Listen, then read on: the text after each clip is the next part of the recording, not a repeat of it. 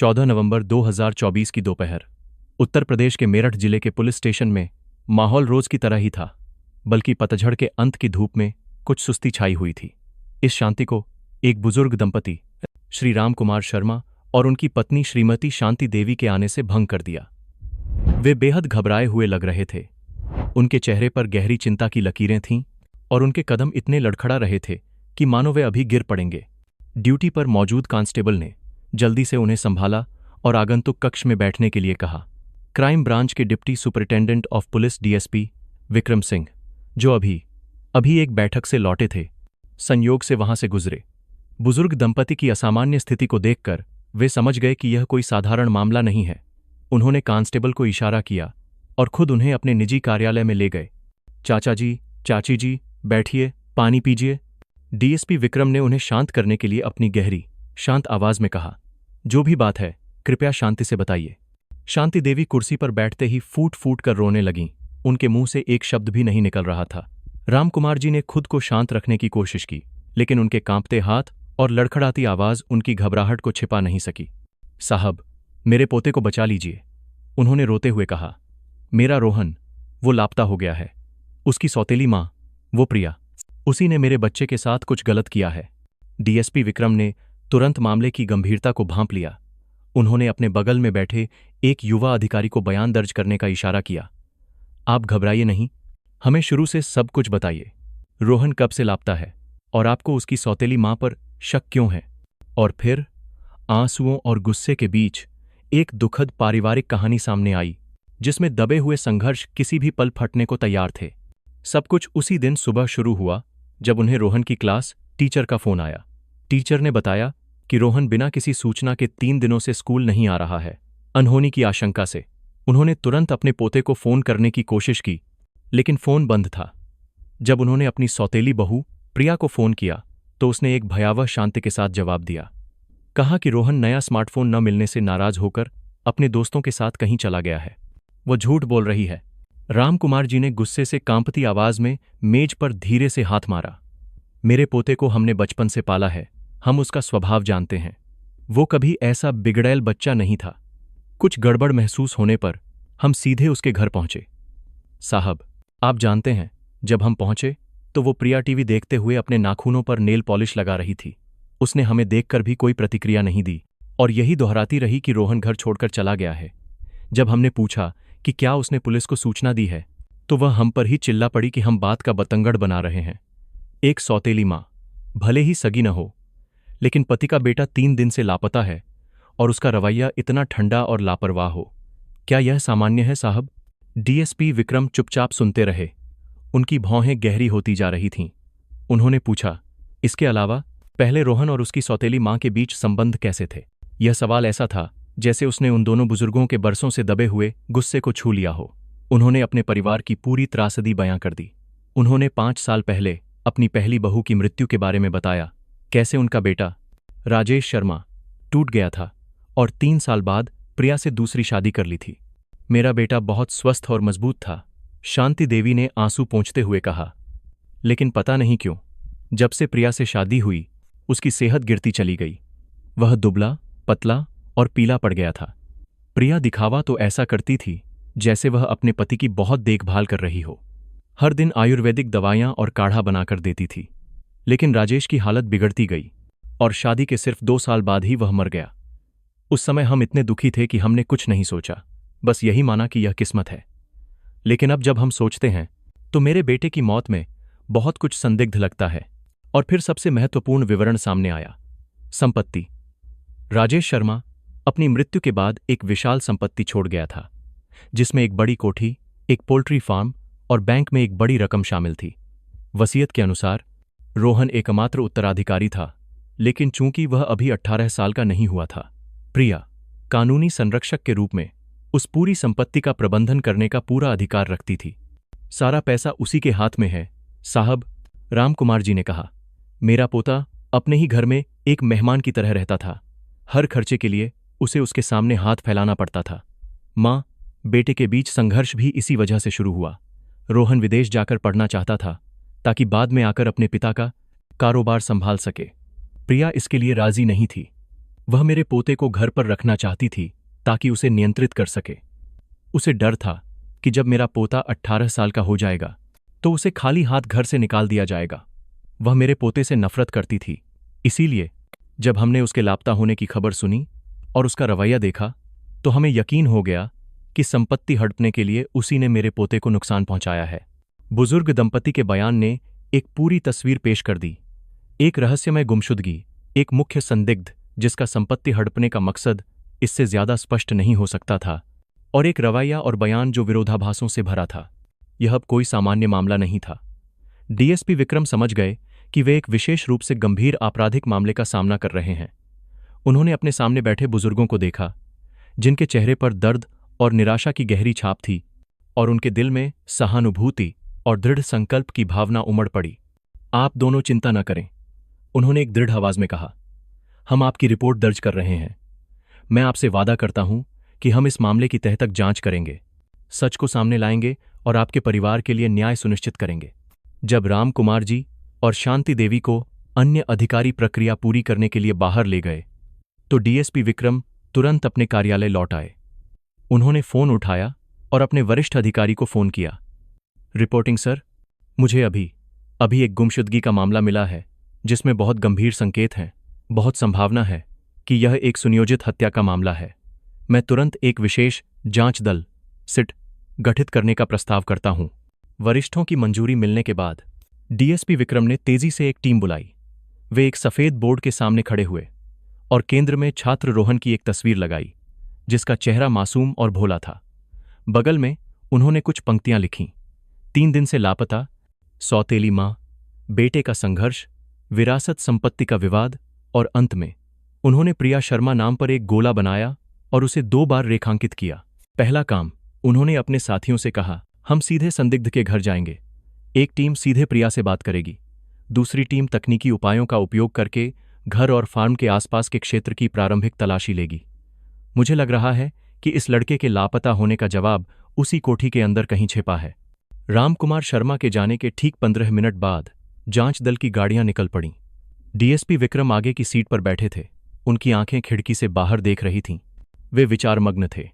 वे जानते थे कि जिस संदिग्ध का वे सामना करने जा रहे हैं वह कोई साधारण अपराधी नहीं है। एक महिला जो अपने सौतेले बेटे के लापता होने को 3 दिनों तक शांति से छिपा सकती है, जो परिवार और स्कूल से इतनी सहजता से झूठ बोल सकती है, उसके पास निश्चित रूप से फौलादी जिगर और एक बहुत ही शातिर दिमाग होगा। यह टकराव एक दिमागी शतरंज का खेल होगा। जब पुलिस की गाड़ी कोठी के इलाके में मुड़ी तो प्रिया दरवाजे पर ऐसे इंतजार कर रही थी जैसे उसे इस यात्रा के बारे में पहले से ही पता हो। उसने एक शानदार काले रंग की रेशमी पोशाक पहनी हुई थी। हल्का लेकिन सावधानी से किया गया मेकअप थकान या घबराहट के किसी भी निशान को छिपा रहा था। 40 की उम्र में उसकी तीखी सुंदरता और उसके शांत, आत्मविश्वास से भरे व्यवहार ने एक अवर्णनीय शक्ति का आभास दिया। डीएसपी विक्रम को गाड़ी से उतरते देख वह शिष्टाचारपूर्वक मुस्कुराई। नमस्ते पुलिस वालों, उसने एक मीठी आवाज में कहा। अंदर आइए। मुझे पता था कि मेरे ससुरजी हंगामा करेंगे। वे बूढ़े हो गए हैं और बहुत ज्यादा चिंता करते हैं। इसमें कोई बड़ी बात नहीं है साहब। डीएसपी विक्रम ने उसके अभिवादन का जवाब नहीं दिया। उन्होंने बस सिर हिलाया और अपने साथियों के साथ अंदर चले गए। कोठी का लिविंग रूम महंगे फर्नीचर और दीवारों पर लगी कलाकृतियों से बेहद आलीशान था, लेकिन इसमें एक परिवार की गर्मजोशी की कमी और एक अजीब सी ठंडक थी। बैठिए मैडम, डीएसपी विक्रम ने सामने के सोफे की ओर इशारा करते हुए कहा। हम यहां रोहन की अनुपस्थिति से संबंधित कुछ मुद्दों को स्पष्ट करने आए हैं। रिपोर्ट के अनुसार वह 3 दिनों से घर पर नहीं है। क्या आप हमें बता सकती हैं कि वास्तव में क्या हुआ था? प्रिया ने थकावट और परेशानी का दिखावा करते हुए एक लंबी सांस ली। उसने अपनी पहले से तैयार कहानी सुनानी शुरू कर दी, इस बार और भी विस्तृत और भावनात्मक रूप से। उसने बताया कि कैसे रोहन हाल ही में पढ़ाई में पिछड़ रहा था और एक नया महंगा स्मार्टफोन खरीदने की जिद कर रहा था। उसने यह चाहते हुए कि बेटा पढ़ाई पर ध्यान दे, मना कर दिया। इस पर मां बेटे में बहस हो गई। वह किशोरावस्था में है और बचपन से ही माता पिता के प्यार से वंचित रहा है, इसलिए उसका स्वभाव बहुत मूडी है। उसने कहा। उसकी आंखों में हल्के आंसू थे। मैंने उसे बस कुछ शब्द डांटे। कौन जानता था कि वह इतना बुरा मान जाएगा और गुस्से में घर छोड़कर चला जाएगा। मैं भी बहुत चिंतित हूं, लेकिन मैंने सोचा कि वह कुछ दिनों के लिए दोस्तों के साथ रहेगा और फिर वापस आ जाएगा। हर बच्चा कभी न कभी ऐसा करता है। मुझे उसके कमरे में एक बैग भी मिला जिसमें कुछ कपड़े पैक किए हुए थे। शायद उसने पहले से ही योजना बना रखी थी। यह कहकर उसने नौकरानी को एक स्पोर्ट्स बैग लाने का इशारा किया। अंदर वाकई कुछ कपड़े और कुछ व्यक्तिगत सामान थे। प्रिया का नाटक लगभग एक से सानहीस था, लेकिन डीएसपी विक्रम उन आंसुओं से प्रभावित नहीं हुए। उन्होंने सीधे उस महिला की आंखों में देखा जो उनके सामने अभिनय कर रही थी। आप कहती हैं कि रोहन फोन न मिलने के कारण घर छोड़कर चला गया, लेकिन जहां तक हमें पता है, रोहन एक बहुत बड़ी संपत्ति का एकमात्र उत्तराधिकारी है। क्या कुछ हजार रुपए का फोन वास्तव में इतनी बड़ी समस्या है कि उसे घर छोड़ना पड़े? प्रिया एक पल के लिए रुकी, लेकिन जल्दी से खुद को संभाल लिया। पैसा उसके पिता का था, लेकिन मैं उसकी संरक्षक हूं। मेरी जिम्मेदारी है कि मैं उसे पैसे का सही उपयोग करना सिखाऊं। उसे हर चीज अपनी मर्जी से करने की इजाजत नहीं दे सकती। पैसे के कारण ही हमारे बीच अक्सर मतभेद होते थे। तो क्या आपने उसके दोस्तों से संपर्क किया? डीएसपी विक्रम ने पूछा। क्या आप जानती हैं कि वह आमतौर पर किसके साथ घूमता है? मैं ठीक से नहीं जानती, प्रिया हकलाई। वह मुझे अपने दोस्तों के बारे में कम ही बताता था। झूठ में दरारें दिखने लगी थीं। एक सौतेली माँ, चाहे कितनी भी दूर क्यों न हो, ऐसा नहीं हो सकता कि वह बच्चे के दोस्तों के बारे में कुछ भी न जानती हो। पूरी बातचीत के दौरान प्रिया ने एक बार भी रोहन की सुरक्षा के लिए वास्तविक चिंता नहीं दिखाई। उसने केवल एक बिगड़ैल बच्चे और एक असहाय, बेचारी सौतेली मां की छवि बनाने पर ध्यान केंद्रित किया। जब डीएसपी विक्रम प्रिया के साथ इस दिमागी लड़ाई में उलझे हुए थे, तब अन्य टीमें अपना काम शुरू कर चुकी थीं। एक टीम रोहन के निजी कमरे में दाखिल हुई। कमरा बड़ा नहीं था, लेकिन साफ, सुथरा और व्यवस्थित था। यह सच था कि एक बैग गायब था और अलमारी में तलाशी के निशान थे, लेकिन जासूसों ने अन्य असामान्य विवरणों पर ध्यान दिया। रोहन की स्टडी टेबल पर लैपटॉप और उसका चार्जर अभी भी वहीं थे। उसकी पसंदीदा कॉमिक्स का एक ढेर बुकशेल्फ पर बड़े करीने से रखा हुआ था, और विशेष रूप से बिस्तर के बगल में छोटी मेज पर एक लकड़ी का फोटो फ्रेम अभी भी सबसे प्रमुख स्थान पर रखा गया था। तस्वीर में रोहन एक सौम्य मुस्कान वाली महिला के साथ था। उसकी दिवंगत मां असामान्य। एक युवा अन्वेषक ने टिप्पणी की, एक किशोर घर से भागते समय कपड़े छोड़ सकता है, लेकिन वह अपना लैपटॉप और विशेष रूप से इस तरह की भावनात्मक मूल्य वाली चीजें कभी नहीं छोड़ेगा। इस खोज ने इस धारणा को और मजबूत किया कि घर से भागने का यह दृश्य जानबूझकर बनाया गया था। उसी समय एक और टीम कोठी के पीछे के क्षेत्र में गई, जहां विशाल पोल्ट्री फार्म था। हजारों मुर्गियों को आधुनिक बाड़ों की कतारों में पाला जा रहा था, जो लगातार शोर कर रही थीं। चिकन की बीट और पशु आहार की विशिष्ट गंध हवा में भरी हुई थी, लेकिन जासूसों का ध्यान फार्म के सबसे दूर कोने में बने एक मजबूत गोदाम पर गया, जिसका उपयोग मशीनरी और चिकन फीड तैयार करने के लिए किया जाता था। जब वे पास पहुंचे तो एक अजीब गंध उनकी नाक से टकराई। यह ब्लीच और अन्य औद्योगिक सफाई रसायनों की तेज, तीखी गंध थी। रसायन की गंध इतनी तेज थी कि यह पोल्ट्री फार्म की बदबू को लगभग दबा रही थी, लेकिन उसमें छिपी हुई एक और गंध थी, एक मिचली लाने वाली, थोड़ी खूनी और घृणित रूप से मीठी गंध, जिसे नाम देना असंभव था, जो रसायन की परत को भेद कर बाहर निकलने की कोशिश कर रही थी। गोदाम का दरवाजा बंद नहीं था। जासूसों ने दरवाजा धकेला और अंदर चले गए। अंदर का स्थान काफी बड़ा था, जिसमें कुछ कृषि मशीनें रखी हुई थीं। सीमेंट का फर्श गीला था और ऐसा लग रहा था कि इसे हाल ही में बहुत सावधानी से धोया और पानी से साफ किया गया है। कोनों में अभी भी पानी जमा था। यहां सफाई रसायनों की गंध और भी तेज थी। और फिर उन्होंने उसे देखा। गोदाम के बीच में एक बड़ी औद्योगिक ग्राइंडर मशीन खड़ी थी। यह एक ऐसी मशीन थी जिसका उपयोग हड्डियों और अन्य कृषि उत्पादों को पीसकर पशु आहार में मिलाने के लिए किया जाता था। मशीन काफी नई लग रही थी, लेकिन अजीब बात यह थी कि यह भी असामान्य रूप से साफ थी।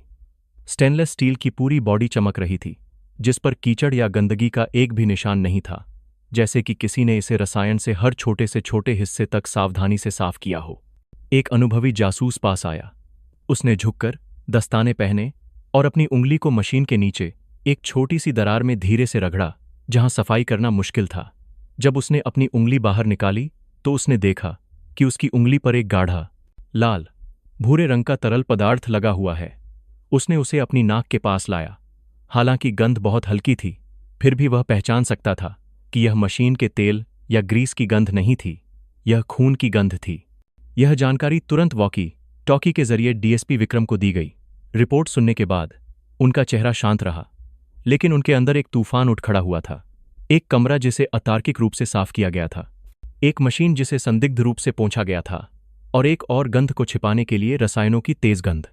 ये सभी विवरण प्रिया के विरोधाभासी बयानों के साथ मिलकर एक भयानक सच्चाई की ओर इशारा कर रहे थे। वह बातचीत खत्म करने के लिए खड़ा हो गया। आपके सहयोग के लिए धन्यवाद, उसने प्रिया से बिना किसी भावना के कहा। हम आगे की पुष्टि करना जारी रखेंगे। इस दौरान हम उम्मीद करते हैं कि आप अपने निवास स्थान से बाहर नहीं जाएंगी, ताकि जरूरत पड़ने पर संपर्क करना आसान हो। प्रिया मुस्कुराई, एक आत्मविश्वासी मुस्कान, जैसे कि वह मानती हो कि उसने सभी को बेवकूफ बना दिया है। हाँ, बिल्कुल। रोहन के बारे में कोई खबर मिले तो कृपया परिवार को जल्द से जल्द बताएं। पुलिस की गाड़ियां चली गईं। जब गाड़ी मोड़ से ओझल हो गई तो डीएसपी विक्रम ने अपने बगल में बैठे साथी से कहा। उनकी आवाज बर्फ की तरह ठंडी थी। तुरंत 2 जासूसों को सादे कपड़ों में इस कोठी पर 24/7 निगरानी रखने के लिए लगाओ। संदिग्ध को 1 सेकंड के लिए भी नजरों से ओझल नहीं होने देना है। मुझे लग रहा है कि वह आखिरी सबूतों को मिटाने के लिए जल्द ही कोई कदम उठाने वाली है। वह जानता था कि वह जल्द ही इस जगह पर लौटेगा, और अगली बार वह एक मेहमान के रूप में नहीं आएगा। वह अपने हाथ में तलाशी वारंट लेकर लौटेगा। अगले दिन जांच का आधिकारिक तंत्र पूरी गति से शुरू हो गया। कमांड रूम में डीएसपी विक्रम सफेद बोर्ड के सामने खड़े थे, जिस पर रोहन और प्रिया की तस्वीरें एक दूसरे के बगल में रखी हुई थीं, जो मासूमियत और चालाकी के बीच एक क्रूर विरोधाभास की तरह लग रही थीं। घटनास्थल पर प्रारंभिक निष्कर्ष, अनाड़ी ढंग से व्यवस्थित कमरा और संदिग्ध रूप से साफ किया गया गोदाम ने उनकी परिकल्पना को मजबूती से स्थापित कर दिया था।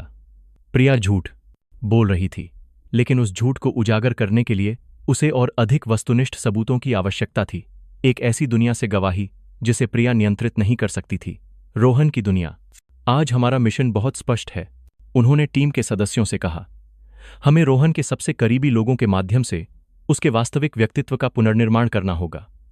साथ ही हमें प्रौद्योगिकी के लेंस के माध्यम से उसके लापता होने से पहले के अंतिम घंटों को फिर से बनाना होगा। इन दोनों हमलों को एक साथ अंजाम दिया जाना चाहिए। जासूसों की एक टीम को तुरंत मेरठ के एक पब्लिक स्कूल में भेजा गया। उन्होंने न केवल क्लास टीचर श्रीमती सुनीता वर्मा से बात की, बल्कि रोहन के कक्षा के सबसे अच्छे दोस्तों से भी मुलाकात की। बातचीत स्कूल के परामर्श कक्ष में हुई, एक ऐसी जगह जो छात्रों के लिए अपने दिल की बात कहने के लिए पर्याप्त निजी थी। सबसे पहले बात करने के लिए आमंत्रित किया गया समीर गुप्ता, जो रोहन के साथ बैठता था और उसका सबसे अच्छा दोस्त भी था। समीर एक जीवंत, तेज, तर्रार लड़का था, लेकिन जब उसने सुना कि रोहन लापता है और इसमें उसकी सौतेली मां का हाथ हो सकता है, तो उसका चेहरा तनावपूर्ण और गुस्से से भर गया। मैं विश्वास नहीं कर सकता, समीर ने जैसे ही जांचकर्ताओं ने सवाल पूछा, दृढ़ता से कहा। मैं कभी विश्वास नहीं करूंगा कि रोहन घर से भाग गया, बिल्कुल नहीं। समीर ने बताया कि रोहन एक बहुत ही अंतर्मुखी व्यक्ति था, खासकर अपने पिता की मृत्यु के बाद। एकमात्र व्यक्ति जिस पर वह भरोसा करता था और जिससे वह अक्सर अपनी बातें साझा करता था, वह समीर था। रोहन ने समीर को कई बार बताया था कि अपनी सौतेली मां के साथ रहना कितना घुटन भरा और दमघुंटू था। वह उसे मारती या गाली नहीं देती थी, समीर ने गुस्से भरी आवाज में कहा, लेकिन वह उसे जेल से भी ज्यादा नियंत्रित करती थी। वह कहाँ जाता है, क्या करता है, कितना पैसा खर्च करता है, सब कुछ रिपोर्ट करना पड़ता था। उसने कहा कि ऐसा लगता है जैसे वह किसी और के घर में रह रहा है, अपने घर में नहीं। रोहन का सबसे बड़ा सपना विश्वविद्यालय में दाखिला लेना और फिर विदेश जाकर उस जगह से दूर जाना था। वह अपने दादा दादी से बहुत प्यार करता था। हर सप्ताहांत वह साइकिल से उनसे मिलने जाता था। ऐसा व्यक्ति किसी को बताए बिना कैसे जा सकता है। जब जांचकर्ता ने स्मार्टफोन को लेकर हुए झगड़े के बारे में पूछा तो समीर हंसा। यह तो बस उसका बहाना है अंकल। रोहन भौतिकवादी नहीं था, उसका फोन अभी भी ठीक काम कर रहा था। उसने मुझे पिछले हफ्ते बताया था कि उसने अपनी सौतेली मां से विदेश में पढ़ाई के लिए प्रक्रिया के बारे में जानने की इच्छा व्यक्त की थी। वह गुस्सा हो गई और कहा कि वह केवल मजे करना चाहता है और पढ़ाई पर ध्यान नहीं दे रहा है। रोहन बहुत दुखी और निराश था। उसने मुझसे कहा, शायद मुझे अगले साल तक इंतजार करना होगा, जब मैं 18 साल का हो जाऊंगा, तभी मैं अपने जीवन के बारे में खुद फैसला कर पाऊंगा। समीर गुप्ता का बयान प्रिया द्वारा बुनी गई कहानी पर एक शक्तिशाली प्रहार था। इससे पता चला कि रोहन का घर से भागने का कोई इरादा नहीं था। इसके विपरीत उसके पास भविष्य के लिए एक स्पष्ट योजना थी और वह धैर्यपूर्वक उस दिन की प्रतीक्षा कर रहा था जब वह स्वतंत्र होगा। इस बीच साइबर सेल द्वारा की जा रही दूसरी जांच भी उतने ही महत्वपूर्ण परिणाम लेकर आई। मजिस्ट्रेट से आदेश प्राप्त करने के बाद उन्होंने रोहन के फोन की पूरी कॉल हिस्ट्री और लोकेशन डेटा निकालने के लिए दूरसंचार प्रदाता के साथ काम किया। रिपोर्ट पर बेजान नंबरों ने एक भयावह तस्वीर पेश की। रोहन के फोन से अंतिम कॉल 11 नवंबर को शाम 7:00 बजे की गई थी, यानी जिस रात उसे घर से भागा हुआ बताया गया था उससे पहली शाम। यह समीर को किया गया एक छोटा कॉल था जिसमें सिर्फ होमवर्क के बारे में पूछा गया था। उसके बाद कोई भी इनकमिंग या आउटगोइंग कॉल नहीं थी। फोन का अंतिम लोकेशन सिग्नल उसी रात 10:00 बजे दर्ज किया गया था, जो शर्मा कोठी से 500 मीटर से भी कम दूरी पर स्थित एक बीटीएस टावर से आ रहा था। और फिर सिग्नल पूरी तरह से गायब हो गया, जैसे कि फोन बंद कर दिया गया हो, सिम निकाल दिया गया हो या नष्ट कर दिया गया हो। सोशल मीडिया अकाउंट्स जैसे व्हाट्सएप, फेसबुक और ऑनलाइन गेम्स जिन्हें रोहन अक्सर खेलता था, सभी उस रात के बाद से पूरी तरह से शांत थे। कोई स्टेटस अपडेट नहीं, कोई संदेश नहीं, कोई लॉगिन नहीं। एक किशोर का जीवंत जीवन, भले ही आभासी दुनिया में हो, अचानक समाप्त हो गया था। यह एक निष्क्रिय गुमशुदगी का संकेत था, न कि किसी ऐसे व्यक्ति की सक्रिय कार्रवाई का जो एक नया जीवन शुरू करना चाहता हो। दोस्तों की गवाही से लेकर इलेक्ट्रॉनिक डेटा तक के सभी सबूत एक ही निष्कर्ष पर पहुंचे। रोहन घर से नहीं भागा था। वह उसी रात अपने ही घर में अचानक और रहस्यमय तरीके से गायब हो गया था। जिस रात प्रिया ने कहा था कि माँ बेटे में झगड़ा हुआ था, सौतेली माँ का झूठ अब उजागर हो चुका था। इन जांचों के समानांतर प्रिया पर निगरानी रखने के लिए नियुक्त की गई जासूस टीम भी लगातार काम कर रही थी।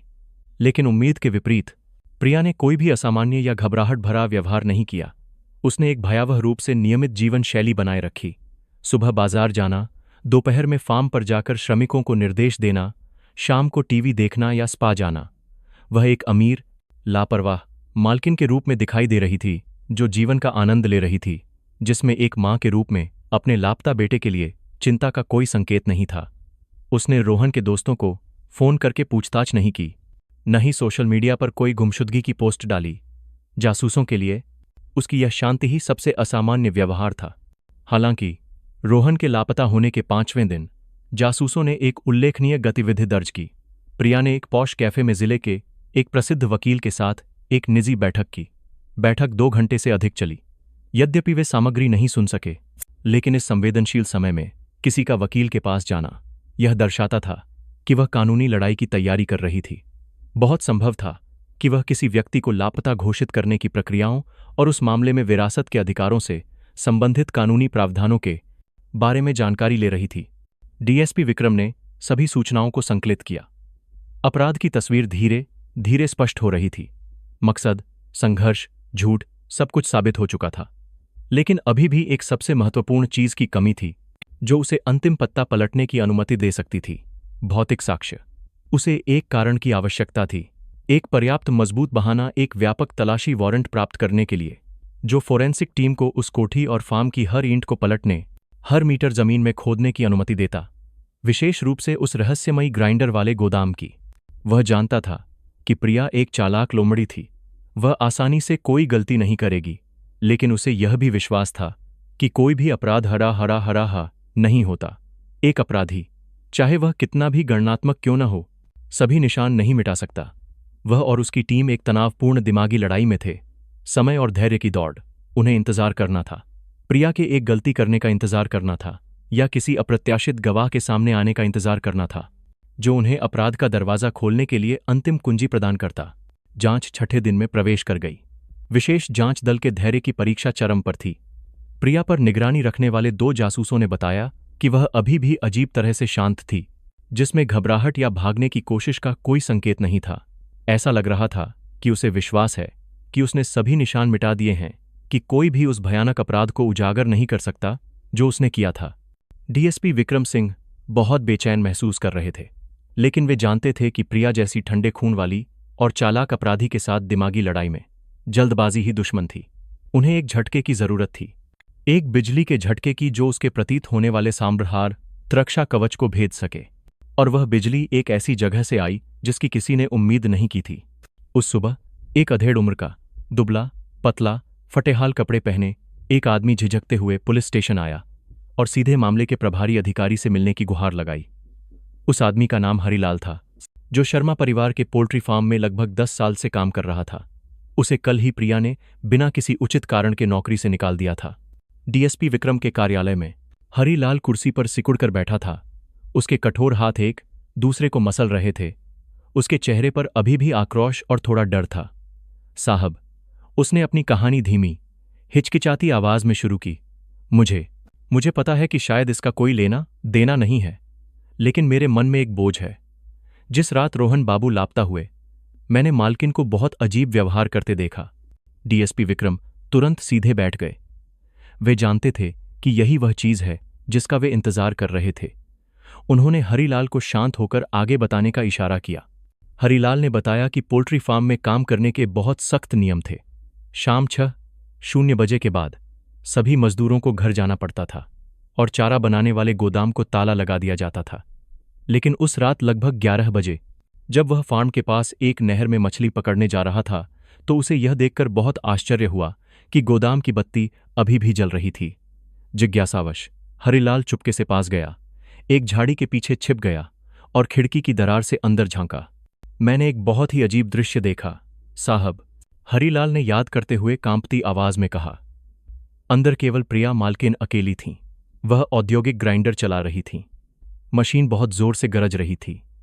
मुझे यह बहुत अजीब लगा, क्योंकि आमतौर पर केवल हम मजदूर ही दिन में उस मशीन को चिकन की हड्डियां और मक्का पीसने के लिए चलाते थे।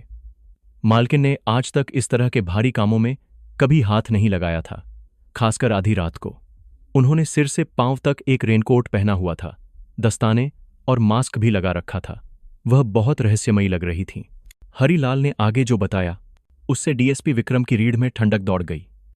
वह लगातार बड़ी बाल्टियों से पानी ग्राइंडर के हॉपर में डाल रही थीं और फिर एक ब्रश से उसे बहुत अच्छी तरह से रगड़ रगड़ कर साफ कर रही थीं, जैसे कि वह किसी बहुत भयानक दाग को साफ करने की कोशिश कर रही हों। मैंने बस थोड़ी देर देखा और फिर डर के मारे घर चला गया। लेकिन अगली सुबह जब मैं काम पर गया, तो मैंने देखा कि उन्होंने चिकन फीड के सभी पुराने बोरों को नए बोरों से बदल दिया था और गोदाम में ब्लीच की गंध इतनी तेज थी कि दसियों मीटर दूर से भी महसूस की जा सकती थी। तो आपने अब तक यह क्यों नहीं बताया? डीएसपी विक्रम ने पूछा। मैं भी बहुत डरा हुआ था, हरिलाल ने धीरे से कहा। मालकिन बहुत खतरनाक हैं। अगर मैं ज्यादा बोलता तो मेरी नौकरी चली जाती। मैंने सोचा कि शायद उनका कोई निजी मामला होगा, लेकिन फिर कुछ दिनों बाद मैंने सुना कि रोहन बाबू लापता हो गए हैं और कल उन्होंने अचानक मुझे बुलाया और घुमा फिराकर कहा कि मैं बूढ़ा हो गया हूं और ठीक से काम नहीं कर रहा हूं, और फिर मुझे 1 महीने का वेतन देकर नौकरी से निकाल दिया। तब मुझे लगा कि कुछ गड़बड़ है। मुझे लगा कि उन्होंने मेरा मुंह बंद करने के लिए मुझे नौकरी से निकाला है। मैंने पूरी रात सोचा और फैसला किया कि मुझे यहां आकर आपको बताना चाहिए। हरिलाल का बयान अंतिम टुकड़ा था। वह सुनहरी कुंजी, जिसकी विशेष जांच दल बेसब्री से तलाश कर रहा था।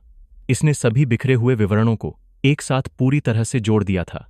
इसने उस भाग्यवादी रात को गोदाम के अंदर जो हुआ था, उसका पुनर्निर्माण कर दिया था। प्रिया ने न केवल रोहन को मारा था, बल्कि उसने अपने अपराध को सबसे अमानवीय तरीके से छिपाने के लिए चिकन फीड ग्राइंडर का इस्तेमाल किया था। जासूसों ने जो तेज रासायनिक गंध महसूस की थी, वह फर्श को साफ करने के लिए नहीं थी, बल्कि खून की गंध को, एक जीवन के अंतिम निशानों को मिटाने की कोशिश करने के लिए थी। तुरंत डीएसपी विक्रम ने पूरी जांच टीम को बुलाया। उन्होंने नए गवाह के बयान को प्रस्तुत किया, इसे अब तक एकत्र किए गए सभी सबूतों के साथ जोड़ा। संपत्ति का मकसद, झूठे बयान, फोन डेटा, नकली घटनास्थल और वकील से मिलने का संदिग्ध व्यवहार। हमारे पास पर्याप्त आधार है, उन्होंने एक दृढ़ और निर्णायक आवाज में निष्कर्ष निकाला। हमारे पास एक प्रत्यक्षदर्शी है जिसने संदिग्ध को घटनास्थल पर अपराध के समय संदिग्ध रूप से सबूत नष्ट करते हुए देखा था। हमारे पास एक स्पष्ट मकसद है, हमने साबित कर दिया है कि संदिग्ध ने झूठ बोला है। मैं जिला मजिस्ट्रेट से अनुरोध करता हूं कि वे तुरंत संदिग्ध प्रिया शर्मा के निवास और कार्यस्थल के लिए एक तत्काल तलाशी वारंट को मंजूरी दें और साथ ही हमें गोदाम में ग्राइंडर की फोरेंसिक जांच सहित तकनीकी उपायों को लागू करने की अनुमति दें। अनुरोध रिपोर्ट तेजी से तैयार की गई। डीएसपी विक्रम व्यक्तिगत रूप से फाइल को मजिस्ट्रेट के पास ले गए, तेज तर्रार तर्कों और तार्किक रूप से जुड़ी सबूतों की एक श्रृंखला के सामने, जिसमें कोई खामी नहीं थी। जिला मजिस्ट्रेट ने सावधानीपूर्वक अध्ययन करने के बाद बिना किसी हिचकिचाहट के तलाशी वारंट पर हस्ताक्षर कर दिए। वह भाग्यवादी कागज अब डीएसपी विक्रम के हाथ में था। यह सिर्फ एक कानूनी दस्तावेज नहीं था, यह न्याय का हथियार था। वह कुंजी जो उस नरक का दरवाजा खोलने वाली थी जिसे प्रिया ने इतनी मेहनत से छिपाया था। उस दोपहर मेरठ पुलिस स्टेशन के प्रांगण में एक बड़ी फोर्स इकट्ठी की गई थी। न केवल क्राइम ब्रांच के अधिकारी थे, बल्कि सशस्त्र पुलिस बल और सबसे महत्वपूर्ण फोरेंसिक विज्ञान प्रयोगशाला की विशेषज्ञ टीम भी थी, जो विशेष उपकरणों से भरे सूटकेस लेकर आई थी। डीएसपी विक्रम सैनिकों की कतार के सामने खड़े थे। उनका चेहरा गंभीर और दृढ़ संकल्प से भरा था। सभी साथियों, ध्यान दें, उन्होंने जोर से कहा। उनकी आवाज गूंज रही थी। आज हमारा लक्ष्य सिर्फ एक घर नहीं है, बल्कि एक विशेष रूप से गंभीर हत्या का घटनास्थल है। हमारा मिशन हर इंच जमीन को पलटना है, घर के हर कोने की जांच करना है और किसी भी छोटे से छोटे विवरण को भी नजरअंदाज नहीं करना है। सावधानी से, पेशेवर रूप से कार्य करें और पर्याप्त सबूत इकट्ठा करें ताकि वह इंसान के वेश में छिपी शैतान को अपना अपराध कबूल करने के लिए मजबूर होना पड़े। पीड़ित रोहन के लिए, न्याय के लिए निकलो। इस बार पुलिस का काफिला खामोशी से नहीं, बल्कि सायरन बजाते हुए सड़क पर दौड़ पड़ा। जैसे जैसे शाम ढल रही थी, वे शर्मा कोठी की ओर बढ़ रहे थे। इस बार वे खाली हाथ नहीं लौटेंगे, वे सच्चाई के साथ लौटेंगे। पुलिस का काफिला खामोशी में पहाड़ी की ओर जाने वाली सड़क पर आगे बढ़ा। केवल पहियों के नीचे बजरी की खड़खड़ाहट की आवाज थी। उन्होंने अंतिम क्षण तक आश्चर्य का तत्व बनाए रखने के लिए सायरन या बत्तियां नहीं जलाईं। जब डीएसपी विक्रम की कमांड गाड़ी मुख्य द्वार के ठीक सामने रुकी, तो प्रिया बाहर आंगन में फूलों को पानी दे रही थी। शोर सुनकर वह मुड़ी। जैसे ही उसने आधिकारिक वाहनों और वर्दी में दर्जनों लोगों को उतरते देखा, उसके होठों पर मुस्कान जम गई। पहली बार जब से मामला शुरू हुआ था, प्रिया का आत्मविश्वासी और शांत चेहरा गायब हो गया था। उसकी जगह एक क्षणिक, छिपाई न जा सकने वाली घबराहट ने ले ली थी। डीएसपी विक्रम 2 जांच अधिकारियों और मजिस्ट्रेट के एक प्रतिनिधि के साथ तेजी से उसकी ओर बढ़े। उन्होंने एक भी शब्द नहीं कहा, बस प्रिया के सामने तत्काल तलाशी वारंट पेश किया। हमारे पास यह मानने के लिए पर्याप्त सबूत हैं कि इस जगह पर रोहन के लापता होने से संबंधित सबूत छिपे हुए हैं, उन्होंने एक ठंडी, दृढ़ आवाज में कहा। आपसे जांच एजेंसी के साथ सहयोग करने का अनुरोध किया जाता है। प्रिया ने वारंट पर लगी लाल मुहर और हस्ताक्षर को घूरा। उसका चेहरा सफेद पड़ गया। वह जानती थी कि उसके नाटक का पर्दाफाश होने का समय आ गया है। अब कोई भी प्रतिरोध व्यर्थ था। वह बस चुपचाप कुछ कदम पीछे हट गई और कानून प्रवर्तन बल को उस क्षेत्र में प्रवेश करने दिया जिसे वह कभी अपना अभेद्य साम्राज्य मानती थी। तलाशी एक व्यवस्थित और संगठित तरीके से की गई। डीएसपी विक्रम ने जल्दी से बलों को विभाजित कर दिया। प्रिया और घर के सभी नौकरों को लिविंग रूम में इकट्ठा होने के लिए कहा गया। 2 महिला जासूसों ने उन पर कड़ी निगरानी रखी ताकि यह सुनिश्चित हो सके कि वे बाहर संपर्क न कर सकें या काम में बाधा न डाल सकें। अन्य टीमें हर जगह फैल गईं। एक टीम मुख्य कोठी की तलाशी के लिए जिम्मेदार थी, एक टीम ने बगीचे और अन्य संरचनाओं का निरीक्षण किया, और सबसे महत्वपूर्ण टीम, जिसमें फोरेंसिक विज्ञान प्रयोगशाला के सबसे जिंगिंग विशेषज्ञ शामिल थे और जिसकी निगरानी स्वयं डीएसपी विक्रम कर रहे थे, सीधे मुख्य लक्ष्य की ओर बढ़ी। पोल्ट्री फार्म के अंत में स्थित चारा बनाने वाला गोदाम। जब गोदाम का दरवाजा खोला गया तो सफाई रसायनों की तेज गंध एक बार फिर सबकी नाक से टकराई। लेकिन इस बार फोरेंसिक टीम तैयार थी। उन्होंने सिर से पांव तक सुरक्षात्मक सूट पहने, विशेष मास्क लगाए और अपना काम शुरू कर दिया। गोदाम को तुरंत सील कर दिया गया और एक सख्ती से संरक्षित घटनास्थल में बदल दिया गया। उन्होंने किसी भी विवरण को नजरअंदाज नहीं किया। सीमेंट का फर्श हालांकि अच्छी तरह से धोया गया था, फिर भी विश्लेषण के लिए नमूने लिए गए। जल निकासी व्यवस्था को भी डिसअसेंबल्ड किया गया। अंदर की गंदगी की हर परत को सावधानी से निकाला गया। गोदाम के पीछे कूड़ेदान में उन्हें बड़ी मात्रा में ब्लीच की दर्जनों खाली बोतलें मिलीं। साथ ही नए स्क्रब ब्रश भी मिले, जिनके बाल बहुत अधिक रगड़ने के कारण खराब हो गए थे। यह सब कुछ बहुत गंदी, बहुत भयानक चीज को मिटाने के लिए एक असाधारण प्रयास का संकेत था। लेकिन तलाशी का केंद्र बिंदु कमरे के बीच में खड़ी औद्योगिक ग्राइंडर थी। बाहर से यह पूरी तरह से चमकदार और साफ दिख रही थी, लेकिन फोरेंसिक विशेषज्ञों की नज़र में वह सफाई ही सबसे असामान्य संकेत थी। काम शुरू करो, मुख्य परीक्षक ने आदेश दिया। एक उच्च शक्ति प्रकाश व्यवस्था स्थापित की गई, जिसने मशीन के हर कोने को रोशन कर दिया। परीक्षकों ने विशेष उपकरणों का उपयोग करना शुरू कर दिया। पहला एक पराबैंगनी यूव प्रकाश था। धुंधली बैंगनी रोशनी के नीचे वे निशान जो नग्न आंखों से नहीं देखे जा सकते थे दिखाई देने लगे। ग्राइंडर के पीछे की दीवार पर और ठीक ऊपर की छत पर फीके धब्बेदार निशान दिखाई दिए जो प्रकाश को प्रतिबिंबित कर रहे थे। ये खून के निशान हो सकते थे जिन्हें मशीन के संचालन के दौरान ऊपर की ओर छिड़का गया था और फिर साफ कर दिया गया था। उन सभी स्थानों को चिह्नित किया गया और तस्वीरें ली गईं। इसके बाद उन्होंने उस मौत की मशीन का ही ऑपरेशन शुरू किया। ग्राइंडर के हर हिस्से को सावधानी से अलग किया गया। सुरक्षा कवच, सामग्री हॉपर और सबसे महत्वपूर्ण अंदर स्थित तेज स्टील ब्लेड का क्लस्टर। काम में अत्यधिक सावधानी और धैर्य की आवश्यकता थी। उन्होंने हर दरार, हर पेंच की जांच की और फिर उन्हें पहले निशान मिलने लगे। कुछ मिला है, एक युवा परीक्षक ने तनाव भरी आवाज में कहा। वह ब्लेड के रोटरी शाफ्ट के क्षेत्र की ओर इशारा कर रहा था। यह एक ऐसी जगह थी जिसे साफ करना बहुत मुश्किल था। यद्यपि ब्लेड की सतह को पोंछ दिया गया था, लेकिन जोड़ों पर जहां धातु के हिस्से एक दूसरे से जुड़ते थे वहां अभी भी गहरे रंग की गंदगी की एक पतली परत बची हुई थी। एक जीवाणु रहित स्वैब डाला गया और धीरे से एक नमूना लिया गया। स्वैब तुरंत लाल भूरे रंग का हो गया। लेकिन निर्णायक खोज, वह खोज जिसने सभी को अपनी सांस रोक लेने पर मजबूर कर दिया, मशीन के फिल्टर स्क्रीन के नीचे से आई। यह स्क्रीन बहुत बड़े टुकड़ों को नीचे गिरने से रोकने के लिए थी। इसे भी धोया गया था, लेकिन कोने में छिपे एक छोटे से जाल में कुछ अभी भी फंसा हुआ था। मुख्य परीक्षक, 20 से अधिक वर्षों के अनुभव वाले एक व्यक्ति, ने सावधानी से एक विशेष जोड़ी चिमटी का उपयोग करके उस वस्तु को धीरे से बाहर निकाला और उसे एक जीवाणु रहित पेट्री डिश में रखा। सभी ने झुककर देखा।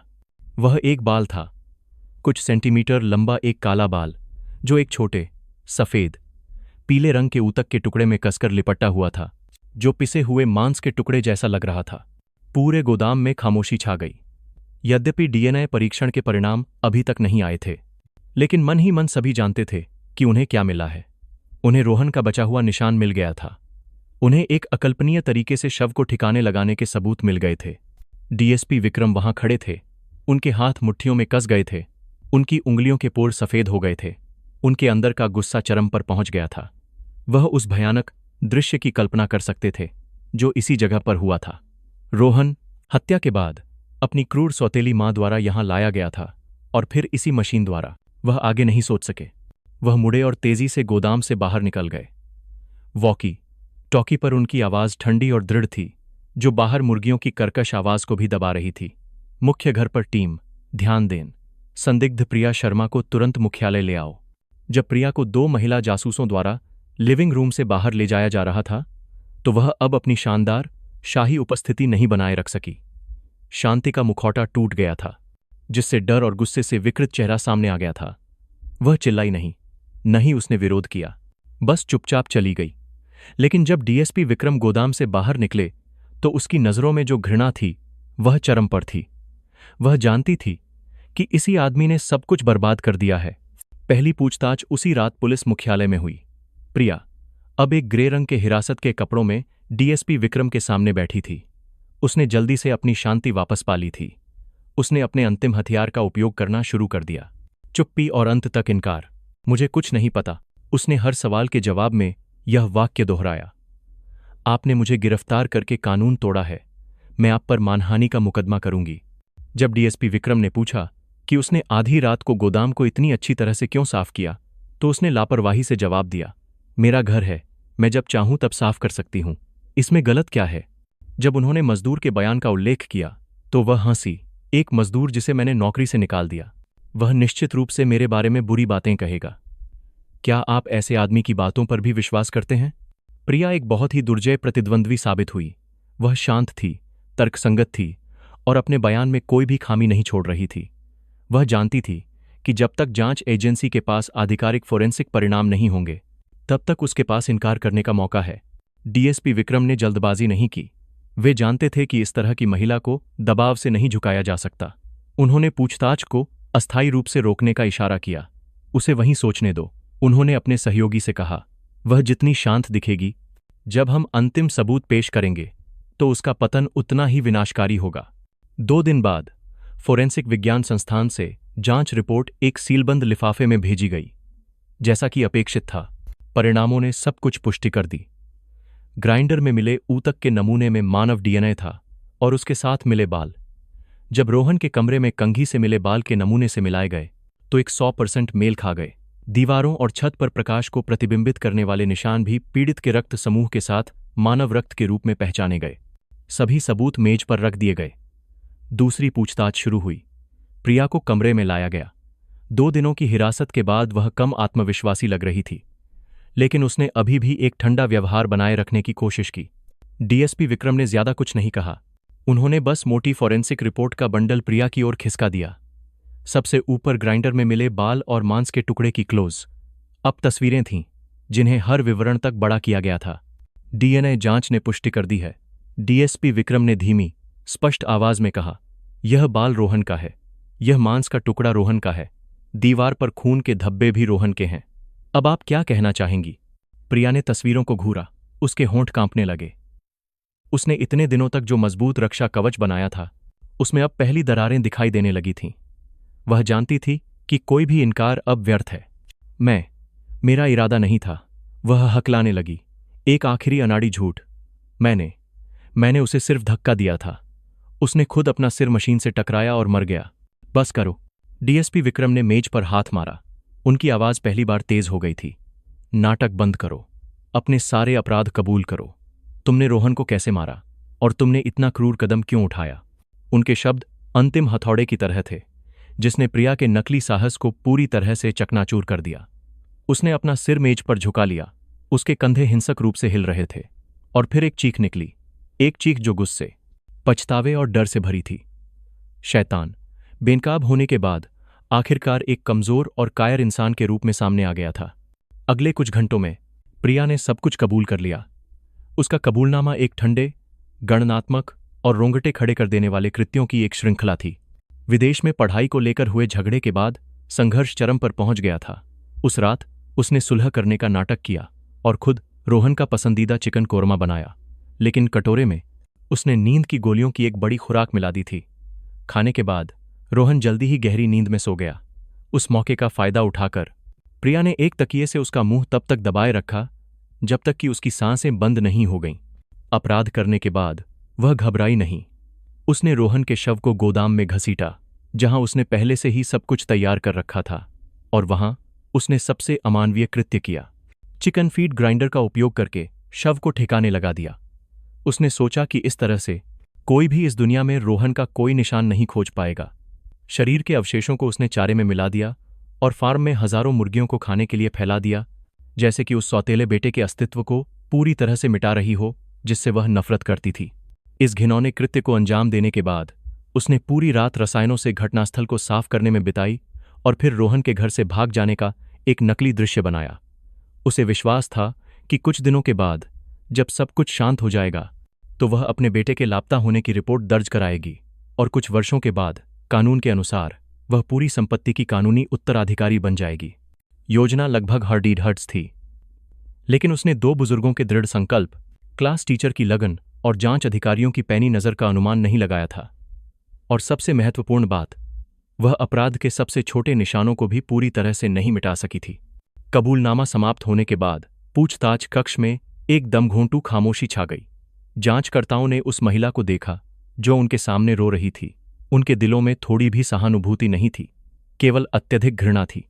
पैसे के लिए, लालच के लिए एक इंसान मानवता की सभी सीमाओं को पार करते हुए इतना क्रूर हो सकता है। सौतेली मां द्वारा सौतेले बेटे की हत्या के इस मामले ने पूरे देश में एक भयानक सनसनी पैदा कर दी। लालच के पैमाने और अपराध की क्रूरता ने जनता को स्तब्ध कर दिया। प्रिया के मुकदमे ने प्रेस और सैकड़ों लोगों का विशेष ध्यान आकर्षित किया। अदालत में प्रिया अब रो नहीं रही थी। वह बस खाली, शून्य आंखों से चुपचाप बैठी रही। अकाट्य सबूतों और अपने ही कबूलनामे का सामना करते हुए उसने कोई बचाव पेश नहीं किया। अंतिम फैसला सुनाया गया।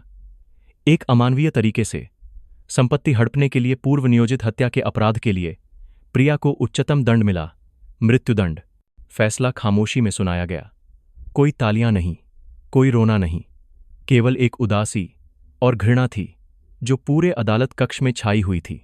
न्याय हो चुका था, लेकिन इस अपराध ने जो दर्द छोड़ा था वह कभी नहीं भर पाएगा। मामला बंद हो गया। शर्मा कोठी वीरान और खाली हो गई। रामकुमार जी और शांति देवी अपने प्यारे पोते का अंतिम संस्कार करने के बाद पूरी संपत्ति बेच दी और अधिकांश पैसा दान कर दिया। वे उस जगह को नहीं रखना चाहते थे जो बहुत अधिक त्रासदी और खून से सनी हुई थी। प्रिया की कहानी पैसे के कारण इंसान के पतन के बारे में एक भयावह चेतावनी बन गई। इसने दिखाया कि एक खूबसूरत महिला और एक भयावह चेतावनी बन गई। शैतान के बीच की रेखा कभी कभी कितनी पतली हो सकती है।